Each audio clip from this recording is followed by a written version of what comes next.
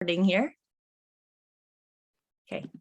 My name is CindyBak. I'm a Cotsen Senior Program Liaison, and I'm honored to be presenting with Dr. AliceLee, who is a principal extraordinaire at Richmond Street Elementary in the El Segundo Unified School District. We'll be sharing a special presentation by her RTI coach, Miss Lisa Hong, who couldn't be here today because she's getting married. And that's okay. So we're really excited for her. But we'll also put the link to the slides in the chat at the end.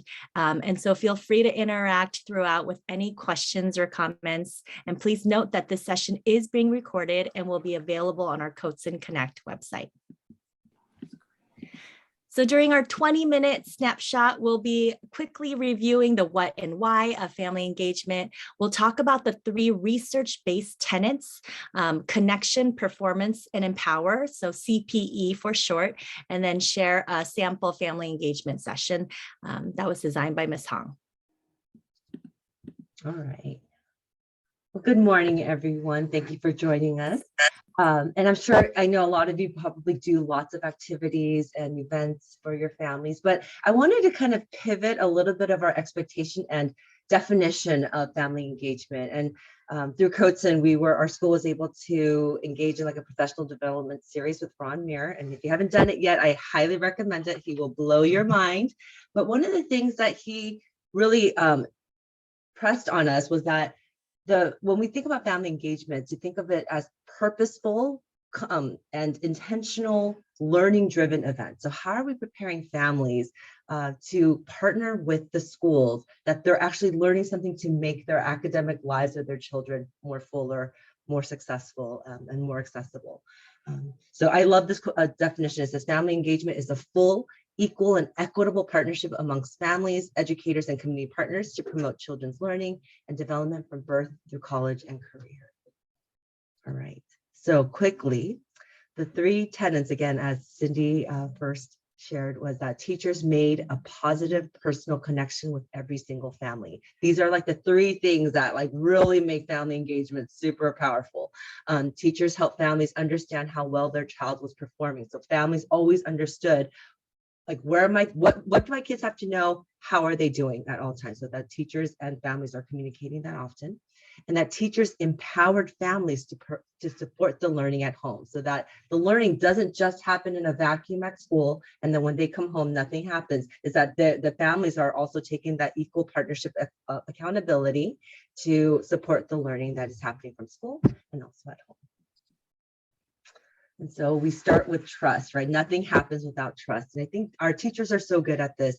That initial engagement with your families at the beginning of the school year. I know some teachers, as soon as they get their rosters, they ask for their addresses and they send postcards home, or they send emails home, welcoming the students and the families into their classroom for that new school year. Yes, please continue to do those things.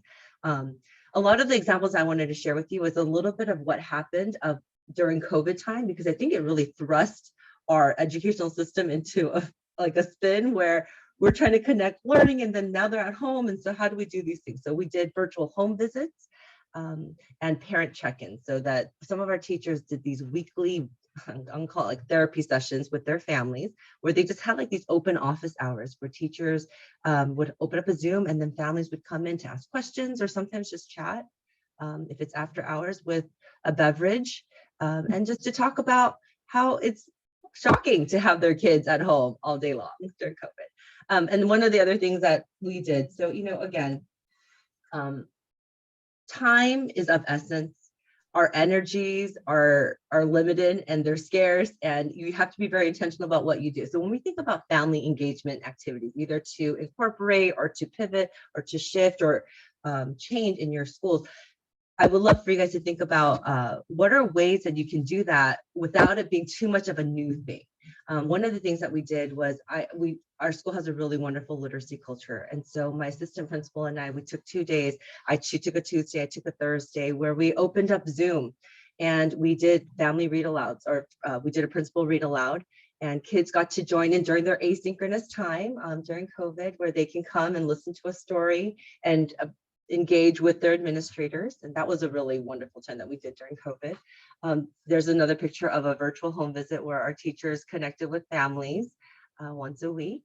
And then the other thing that we did as a school, and I'm thinking like I should do this again for us this year, we created these postcards. So this is like right at the height or right at the beginning of the pandemic, where teachers are scrambling to make their instruction more engaging. And they're like, okay, we got to learn all the things of technology. If they didn't know it then they had to like learn it like in 2 weeks. And so this is when Bitmoji became a very, very hot thing that teachers would put in their slideshows. And so I asked all the teachers to send me a photo of a Bitmoji that they liked. And then we overlaid it to the exterior of our school. We made them into postcards, and then we sent them out to our families to let them know that we were thinking of them, that we cared about them, we missed them, in a way that, families will know that, no, we're not just using this quarantine time to sit and at home and, teach whatever hours that they thought we were doing, but that we actually were thinking about them, and we were missing our students. Well, Dr. Lee, as you're talking, I'm thinking like, these are lessons learned during the pandemic, right? When we were thrust into that, Zooming and quarantining and isolating and all of those pieces, and we were learning from home, but definitely can be used now, right? Even as we're transitioning, hopefully from the pandemic to the endemic, that we can still use those lessons learned in connecting with families, using technology, and sometimes in person, right? Like, and having a balance of the both, because we know parents are, have different responsibilities at home as well. So another thing, again, to be intentional with our activities and events with our families, this notion of teachers being able to share specific and accurate student performance. So one of the things that we learned that was really helpful for our families was that I asked every grade level team to look at their Common Core standards, and especially in literacy and in math, and to pick what are the 3 most essential standards, what are the 3 most essential skills that your students should know by the end of that year. And so they created a grid, and I asked our teachers to have this conversation with our families first at back to school night, and then revisit it during parent conferences, and that they can share with their families, how is my kid doing? How is your child doing? And then also there are actions. So what are the things that parents can do? Not just here are the things your kids need to know, and then that's it. What are the action things that parents can do at home to support these standards? So this is one for kindergarten, the top 3 skills in literacy: identifying and knowing their letter sounds, reading emergent text with understanding, communicating ideas through pictures and or words. And what are the action steps that the parents can do? Read with and or to your child every night with your babies. And that's something that parents either already do, or if they haven't done, they will do that now with more intentionality, knowing that this is what they have to know at the end of the school year. And the same with math, accounting to 100 by ones, by tens, by fives, maybe even. Understanding when you add or subtract, it changes the number and the quantity, and breaking down and building up numbers within 20. So again, things that are very specific. And then the task: count with or to your child once or twice every week. And then this goes into our family engagement night that we did for our primary families. I love that you said, you have to be very specific about sharing how that your child is doing. Sometimes as teachers, I feel like we're so positive and, with an asset-based lens that sometimes it can be misinterpreted by parents and not share like the pieces that we need to work on too, right? We have to share the positive, of course, and we start there, but we also have to share what are the specific things that your child can grow in, and be completely honest about those pieces. And if we've built the trusting relationships, then that conversation isn't as hard as it needs to be. And so the third piece is teachers equip and empower families.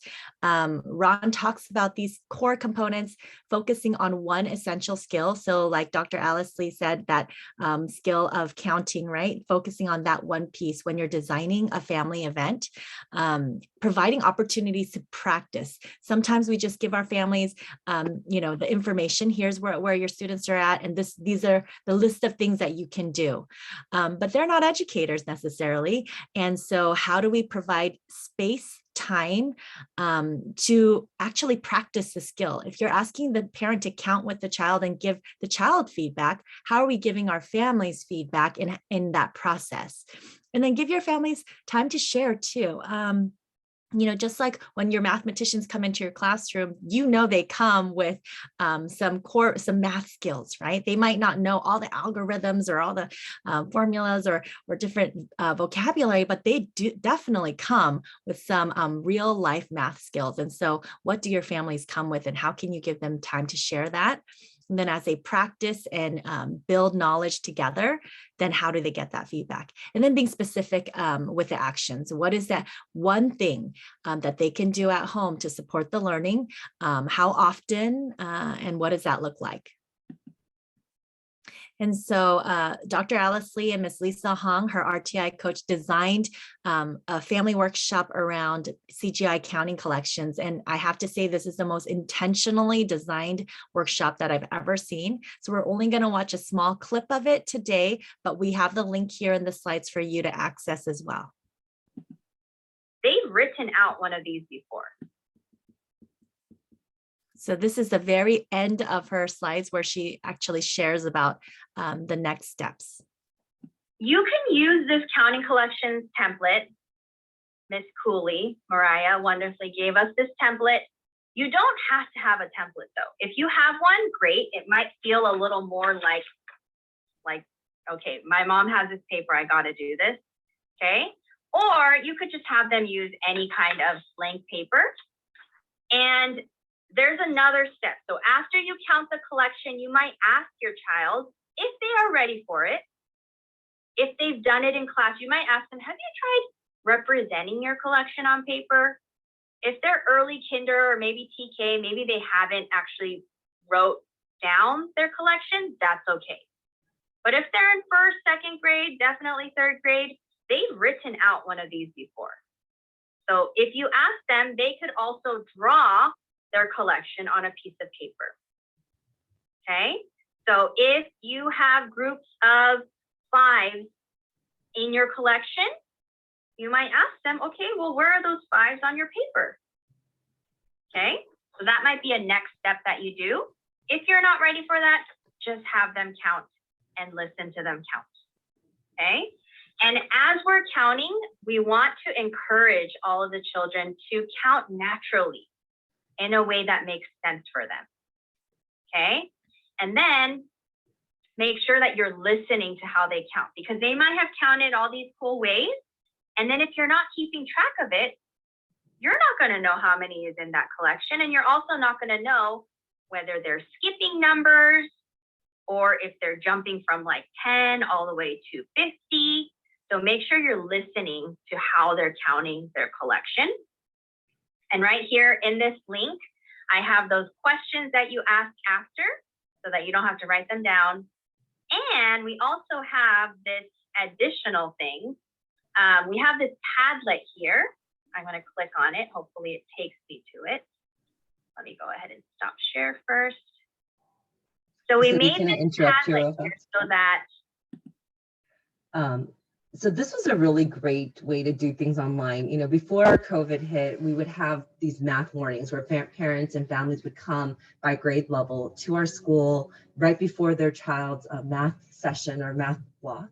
And then we would do a quick little, we would do like an introduction session for them. And then we would take the families into the classrooms where they can observe what an actual CGI lesson looks like, see how their child is doing in comparison with their peers. And then we would bring the parents back and have like a little debrief session with them. COVID, ruiner of all things, we can't do that anymore. And so this was a really great alternative. And something that we can actually hold and record and use it for events like this where we can share back with families. I'm seeing that Lisa Wilberg from Cabrillo, hey Lisa, she also does these lunch and learn sessions for CGI basics on Zoom. So that's really awesome. So similar things that we're doing at our site. So that's really cool. And then on the Padlet, parents were then taking the photos of what they did at home with their child during this math session and then posted it up on Padlet as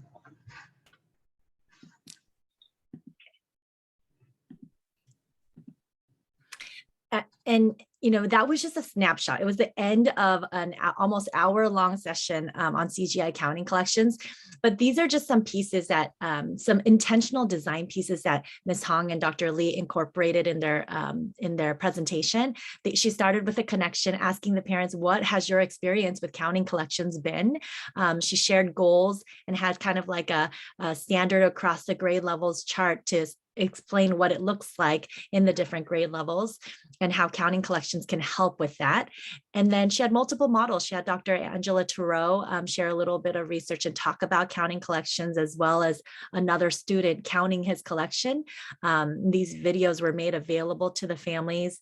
She gave them time to practice. The kids actually went, looked for a collection to count, counted with their families, and then we're able to share that with each other. And she was able to utilize the Zoom breakout rooms as well. Ron Muir, our consultant, actually says he recommends that when parents are practicing, that they practice with each other, with another adult, because sometimes with the relationship between parent and child, the parent might not see, or I'm sorry, the child might not see the parent as an educator, as their teacher. And so in order to give the parents time to practice the skill and develop confidence and expertise in it before then they go to their students and work with them, will build them up for success. In this case, they were little kids. And so I don't think it made that much of a difference. And as you can, if you watch the full video, you'll see how powerful that experience is. And then Ms. Hong gave them feedback afterwards as they shared their counting collections and celebrated their successes. And then at the very end, she gave specific steps. This is what you need to do. Counting collections once a week. You can use the template or not. And then there was a piece of accountability where they had to take a picture, post it to their Padlet. And if they did, then they got a prize. Nothing screams engagement and participation than freebies, right? And so every family who was able to put a photo on the Padlet or emailed it to us, we were able to purchase these really great math, like dice and counting things, thanks to Cotsen and their grants. And we created this little packet, like a math dice kit to, again, support and enhance their counting collection practice at home. And Ms. Hong also created like a little sheet of activities that the kids can do with their families or with their parents. And so, as we mentioned, Ron Muir, our consultant, has always talked about these 3 tenets, and his catchphrase is always, so how will you have your families practice the skill? Because he's always saying in every school, and he works with schools across the nation, he says, teachers are so good at telling parents what to do, but they never give them time to practice and then coach into those skills so they develop that confidence and expertise.